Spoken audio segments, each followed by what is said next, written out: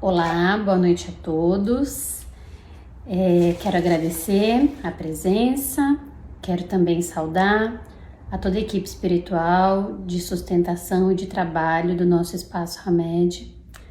E no dia de hoje a nossa conversa vai ser sobre amor na infância. A nossa conversa hoje vai ter como referência um capítulo do livro da Bell Hooks, um livro chamado Tudo sobre o Amor, Novas Perspectivas. A gente está sempre conversando sobre a importância do amor, sobre quanto o sentido da vida e as nossas conexões devem ser pautadas sobre o amor, mas diante da complexidade, do desafio que é esse aprendizado sobre o amor, eu acredito que seja muito valioso que a gente tenha leituras que nos auxiliem a pensar e a amadurecer o tema do amor. E foi lendo esse capítulo sobre amor na infância que eu considerei e refleti sobre a importância da gente trazer isso aqui para esse espaço. Porque falar do amor é, sobretudo, entender qual é a nossa relação. O amor que a gente manifesta, o amor que a gente reproduz, ele está muito associado ao amor que a gente recebeu, ao amor que a gente conhece.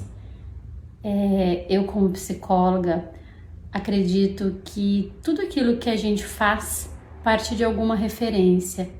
E grande parte das nossas referências se apoiam na nossa história, naquilo que nos foi passado, no que nos foi orientado. Por isso, pensar em amor, inevitavelmente é pensar na criança que fomos. E na mente infantil, o amor era um sentimento que você tinha quando seus familiares te tratavam bem, quando te acolhiam, quando te abraçavam, quando te desejavam. Quando as pessoas questionam as crianças o que é o amor, geralmente elas fazem referência a alguma comida, a alguma lembrança, a algum passeio. Então o amor está sempre associado a alguma experiência de tratamento e de comportamento entre os familiares. E em meio a isso, não é incomum que durante a infância e na educação, os pais argumentem quando estão fazendo algum movimento de punição, de que eles estão fazendo aquilo porque eles amam. Então eu tô te punindo, eu tô te batendo porque eu te amo. E essa frase é tão perigosa porque se estamos ali enquanto crianças tentando construir e assimilar o que é o amor, quando alguém nos diz eu tô batendo em você porque eu te amo, que confusão que isso gera na nossa cabeça. Que leitura a gente passa a ter sobre o amor e quanto a gente passa a comportar a possibilidade de um amor que machuca. Os pais podem bater por várias razões, mas o amor não é uma delas. E quando criança, apesar da gente não ter a clareza, a gente finge que acredita nessa lógica. E aí estabelece-se uma relação muito nociva que vai se perpetuar ao longo da nossa vida, de que a punição aplicada pelos adultos sejam frutos do amor. E aí, mais adiante, em relações, em envolvimentos, quando a gente se depara com uma situação de dor, onde alguém nos machuca, a pessoa às vezes articula e justifica que isso é fruto de um amor. Não, gente, amor e dor não se relacionam. E quando isso é argumentado desta maneira, é porque ainda estamos tentando entender o que é amor, mas ainda é uma grande confusão. Então, muitas crianças, considerando a sua trajetória de punição, elas entendem que ali elas estavam recebendo um amor. E relatam isso, e tem uma série de profissionais que estudam e que investigam isso. Tem uma outra perspectiva, que a Bell Hooks também trabalha nesse artigo, que quando as crianças elas são muito mimadas, sejam materialmente ou por permissão, por fazer birra, por dar chilique, quanto elas são atendidas nesse desejo, mas elas são atendidas de um jeito que é para sanar. Na verdade, atende-se essa criança sem se observar ou se refletir efetivamente quanto ela precisa daquilo que você está pedindo. Então, o mimo, ele pode sugerir uma forma de amor, mas no fundo ele é uma negligência. Porque o mimo, ele é um facilitador de uma situação. Muitas vezes uma criança solicita e pede algo e frustrá-la também pode ser um ato de amor. Mas esse lugar aonde ou o amor está associado a uma punição ou o amor está associado a uma compensação, se eu te amo, eu compro o presente que você quer, se eu te amo, eu vou entregar aquilo que você espera, se eu te amo, eu vou deixar que você vá àquele lugar. Então, essas duas associações, seja de punição, seja de permissividade, será que isso é amor? Ambos os grupos aprendem a pensar o amor relacionado a uma situação ou de recompensa ou de punição.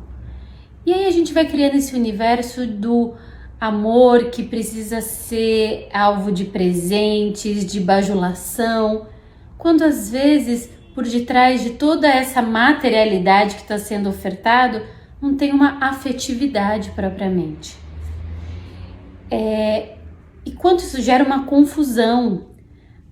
As crianças, de maneira geral, mesmo as que crescem em lares violentos, em lares abusivos, em lares negligentes, elas sempre vão dizer, geralmente, quando entrevistadas, com muita frequência, elas nos contam que elas são amadas pelos seus pais.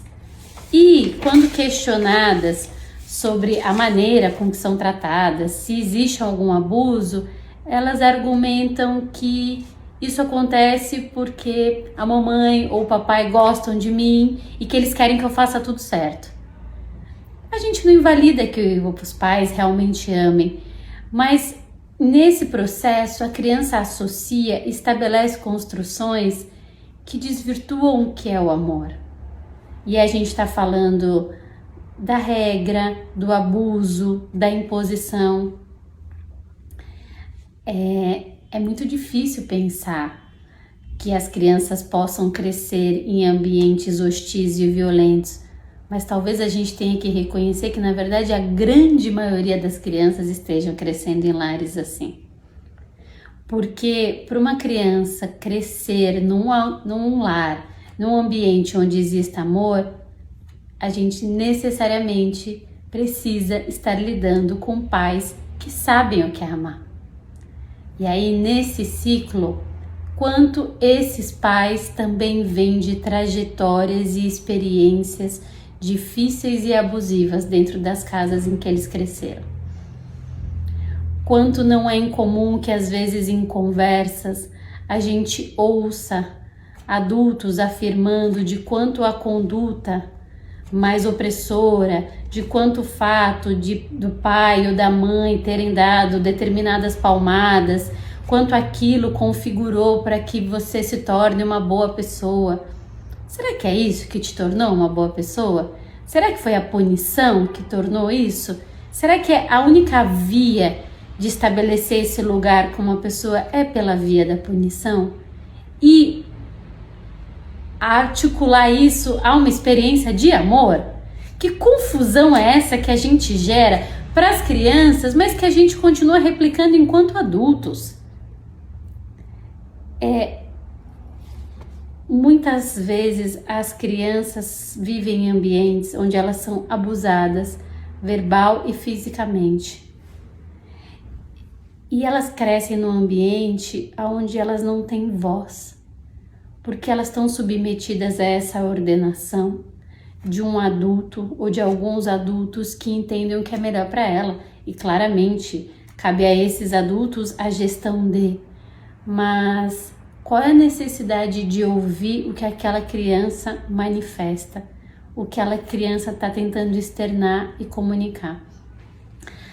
Tem um exemplo nesse capítulo que ela mesma diz de uma mãe que fala: não, eu não bato no meu filho, eu não acredito que a punição seja uma forma de educar, mas quando o meu filho faz alguma coisa errada, eu dou pequenos beliscões nele.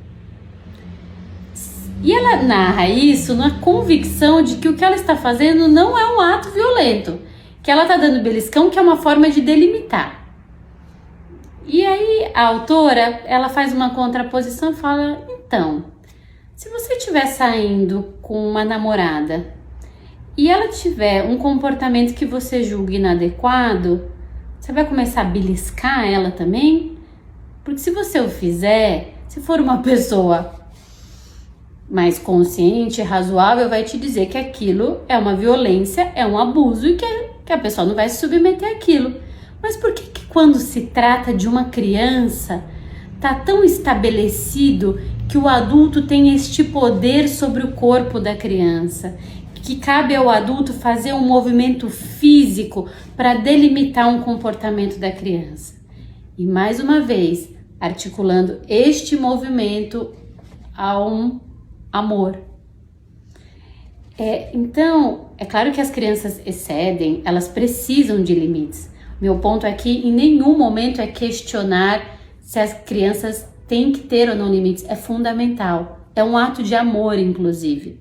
O que eu estou conversando aqui é quanto a presença da punição é destrutiva para a constituição da amorosidade dentro de cada um de nós.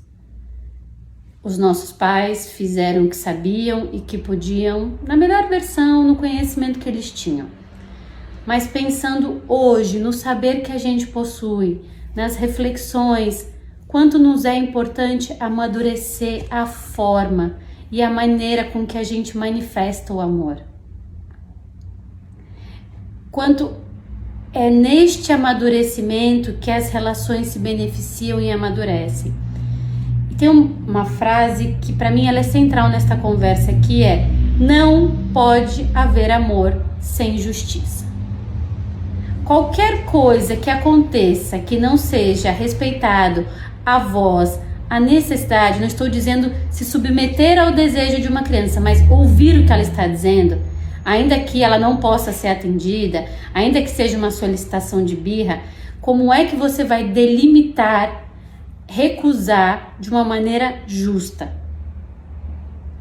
Porque, como a gente estava dizendo, as crianças, elas estão num processo de desenvolvimento em que elas ainda não têm voz.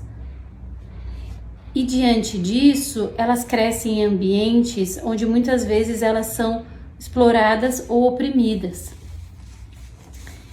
E eu acho que nesse lugar também a gente precisa conversar sobre a fantasia de que criança explorada e oprimida é criança que vive em condição de privação material, criança de baixa renda. É um pensamento que limita e não é bem assim, porque a opressão ela pode acontecer em casas nas mais diversas formas de organização, de renda, de capacitação desses pais. Então, amadurecer que a opressão pode acontecer e lançar o olhar para de que maneira essa opressão pode se manifestar. Eu não quero generalizar e dizer aqui que só porque nós apanhamos na infância, nós nos tornaremos adultos que batem. Mas o que eu estou dizendo aqui é que ser agredido na infância tem consequência nociva. Desmascarar o mito de que abuso e negligência podem coexistir com amor. Pelo contrário, abuso e negligência anulam o amor. O mimo, essa forma de se eximir do limite, ela não é um amor. Eu estou sendo negligente com o outro que está se desenvolvendo e se formando sem se dar conta dos limites que a vida traz. Então, pensar na punição e na negligência, não lá para o outro, mas trazer para nossa realidade. Quanto tá aqui, a gente vê situações de abuso extremas, mas quando a gente ouve a respeito do amor, tentar trazer para si de que forma a minha manifestação afetiva ainda transmite abuso ou negligência. De que forma eu estou chamando algumas coisas de amor quando na verdade eu estou anulando este amor.